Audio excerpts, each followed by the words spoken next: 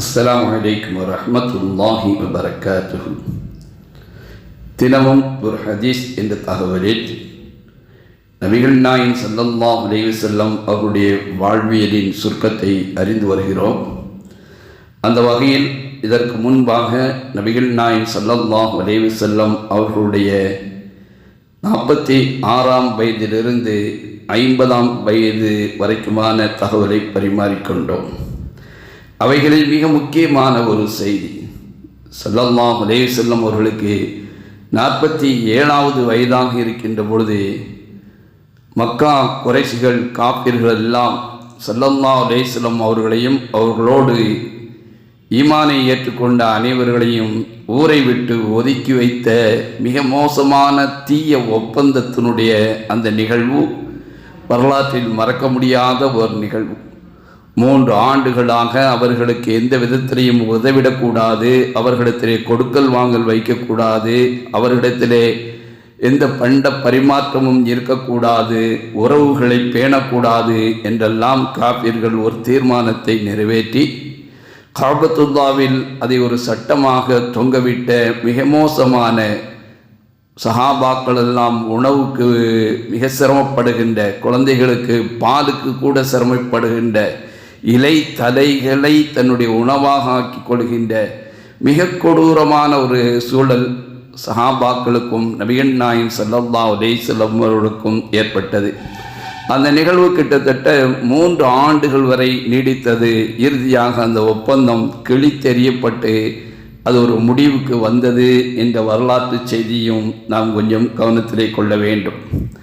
அதன் பின்பாக நபிகள் நாயகம் ஸல்லல்லாஹு அலைஹி வஸல்லம் அவர்களுக்கு 51ஆம் வயதிலிருந்து 55ஆம் வயது வரைக்குமான அந்த நிகழ்வுகளை நாம் கவனத்திலே எடுத்துக்கொள்வதாக இருந்தால், ஸல்லல்லாஹு அலைஹி வஸல்லம் அவர்களுக்கு 51ஆம் வயது, நபித்துவம் கிடைத்து 11ஆம் ஆண்டு கிபி 620ஆம் ஆண்டிலே ஹஜ்ஜுடைய காலத்திலே நபிகள் நாயகம் ஸல்லல்லாஹு அலைஹி வஸல்லம் அவர்கள் மதீனாவில் இருந்து வந்த சில ஹஜ்ஜிக்காக வேண்டி வந்தவர்களிடத்திலே அழைப்பு கொடுத்ததின் பேரில் ஒரு 6 நபர்கள் இஸ்லாத்தை ஏற்றுக்கொண்டார்கள்.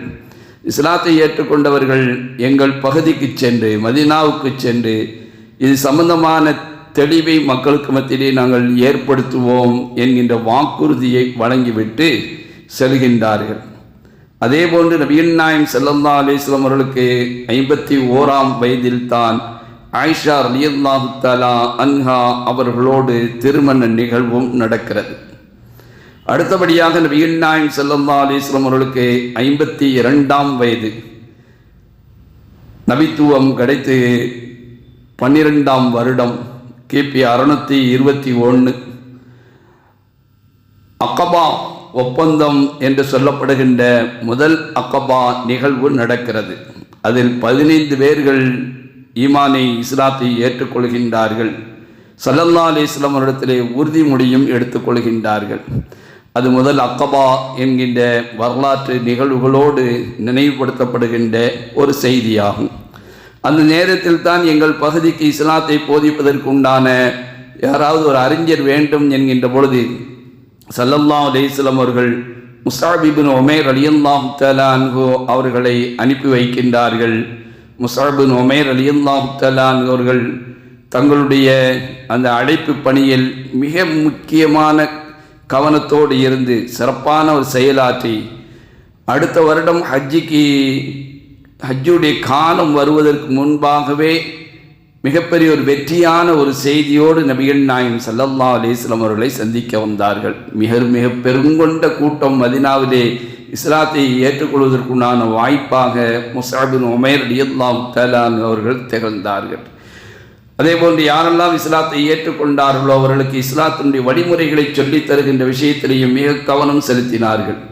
எனவே 52 ஸல்லல்லாஹு அலைஹி வஸல்லம் வயது 52இல் மதீனாவை நோக்கி சென்ற முஸ்அப் இப்னு உமைர் ரலியல்லாஹு தஆலா அவர்கள் அடுத்த வருடம் ஹஜ்ஜினுடைய அந்த காலம் வருவதற்கு முன்பாகவே நற்செய்தியை நபிகள் நாயகம் ஸல்லல்லாஹு அலைஹி வஸல்லம் அவரிடத்திலே ஒப்படைத்தார்கள். அடுத்தபடியாக மிக மிக முக்கியமாக கவனத்தில் எடுத்துக்கொள்ள வேண்டிய ஒரு நிகழ்வு, நபிகள் நாயகம் ஸல்லல்லாஹு அலைஹி வஸல்லம் அவர்களுக்கு 53ஆம் வயதிலே நடந்தது. நபித்துவம் கிடைத்து 13ஆம் ஆண்டு இரண்டாம் அக்கபா ஒப்பந்தம் என்கின்ற அந்த நிகழ்வு வரலாறு மிக முக்கியமான கவனத்தோடு நோக்குகிறது. நாமும் அது சார்ந்த செய்திகளை தெரிந்து கொள்ள முயற்சிக்கின்ற பொழுது ஒரு வியப்பான கருத்துக்களை எல்லாம் அவைகள் மூலமாக தெரிந்து கொள்ள முடிகிறது. மக்காவுக்கு மதினாவிலிருந்து மக்காவுக்கு கிட்டத்தட்ட 70க்கும் அதிகப்படியான முஸ்லீம் அல்லாதவர்களாக சேர்ந்து ஹஜ்ஜிக்கு வருகின்றார்கள். வந்த பிறகுதான் நபிகள் நாயகம் ஸல்லல்லாஹு அலைஹி வஸல்லம் அவர்களை அந்த முஸ்லீம்கள் சந்திக்கின்றார்கள். சந்தித்து கடைசியாக நாம் ஒரு ஆலோசனை செய்ய வேண்டும் என்ற வகையிலே இரவு நடுநிசி நேரத்தில் 12 மணிக்கு மேலாக ஒரு கணவாயிலே அனைவர்களும் ஒன்று கூடி ஒரு கருத்து பரிமாற்றமும் ஒப்பந்தத்தினுடைய நிலைப்பாட்டையும் கையில் எடுக்கின்றார்கள். எந்த அளவுக்கு என்று சொன்னால், ஸல்லல்லாஹு அலைஹி வஸல்லம் அவருடைய பெரிய தந்தைகளில் ஒருவர் அப்பாஸ் ரலியல்லாஹு தஆலா அன்ஹு அவர்கள் அந்த சஹாபாக்களிடத்தில் வருகை இருந்திருக்கின்ற சஹாபாக்களிடத்திலே பேச வேண்டிய சூழ்நிலை இருந்தது. காரணம், அந்த சஹாபாக்கள் நபிகள் நாயகம் ஸல்லல்லாஹு அலைஹி வஸல்லம் அவர்களை மதீனாவுக்கு வர வேண்டும் என்று அழைப்பு கொடுக்கின்ற அந்த நிலைப்பாட்டோடு இருந்தபொழுது அப்பாஸ் அவர்கள் அது எவ்வளவு பெரிய முக்கியமான பொறுப்பு, அதனால் என்ன பிரச்சனைகள் எல்லாம் நீங்கள் சந்திக்க வேண்டியிருக்கும், நீங்கள் எடுத்துக்கொள்ளுகின்ற அந்த பொறுப்பினுடைய நிலைப்பாடு என்ன, முஹம்மது நபி ஸல்லல்லாஹு அலைஹி வஸல்லம் அவர்கள் கொண்டு வருகின்ற கொள்கையினுடைய கோட்பாடுடைய நிலைப்பாடு என்ன, அதனால் எந்த மாதிரியான சிரமங்கள் எல்லாம் வரும், இவைகளெல்லாம் கவனத்தில் கொண்டு அவர்களுக்கு முழு பாதுகாப்பு கொடுக்கின்ற பொறுப்பு உங்களுக்கு இருக்கிறது, அதை ஏற்றுக்கொள்வதாக இருந்தால் இது உகந்ததாக இருக்கும் என்றெல்லாம் பேச, ஹவுஸ் ஹஜரஜ் என்கின்ற 2 கோத்திரத்தை சார்ந்த முக்கிய தலைவர்களும் அதிலே இருந்ததனால் முழுமையாக நாங்கள் ஆதரவு கொடுப்போம், பக்கபலமாக இருப்போம் என்று ஸல்லல்லாஹு அலைஹி வஸல்லம் அவரிடத்திலேயும் அவருடைய பெரிய தகப்பனாரிடத்திலேயும் வாக்குறுதி கொடுக்கின்றார்கள்.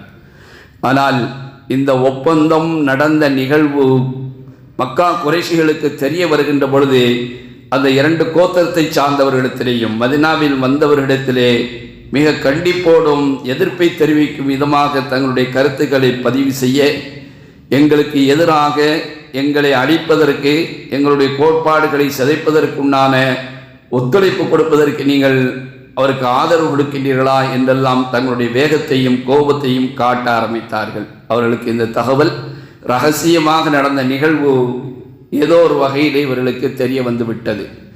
எனவே இந்த ஒப்பந்தம் செய்தவர்களை விடக்கூடாது என்றெல்லாம் மக்கா காபிர்கள் குறைஷிகள் திட்டமிட்டு அவர்களை துரத்தி பிடிப்பதற்கெல்லாம் முயற்சி எடுத்தார்கள். நபிகள் நாயகம் ஸல்லல்லாஹு அலைஹி வஸல்லம் அவர்கள் மக்கா குறைஷிகளுக்கு இந்த தகவல் எட்டிவிட்டது என்றவுடன் மதீனாவாசிகளை எச்சரிக்கை செய்து உடனடியாக உங்களுடைய நாட்டை நோக்கி சென்று விடுங்கள் என்று ஸல்லல்லாஹு அலைஹி வஸல்லம் அவர்கள் சொன்னதின் பேரில் மிக வேகமாக அவர்கள் தங்களுடைய இருப்பிடத்தை நோக்கி சென்றார்கள் என்றும், இவர்கள் பல்வேறு இடங்களில் தேடியும் அவர்கள் கிடைக்காமல் மீண்டும் திரும்பி வர வேண்டிய சூழல் ஏற்பட்டது என்பதெல்லாம் இரண்டாம் அக்கபாவினுடைய அந்த ஒப்பந்தத்தினுடைய நிகழ்வுடைய விளைவாக ஏற்பட்ட செயல்பாடுகள். அதற்கு அடுத்தபடியாகத்தான் நபிகள் நாயகம் ஸல்லல்லாஹு அலைஹி வஸல்லம் அவருடைய அந்த ஹிஜ்ரத்தினுடைய துவக்கம் நடக்கிறது.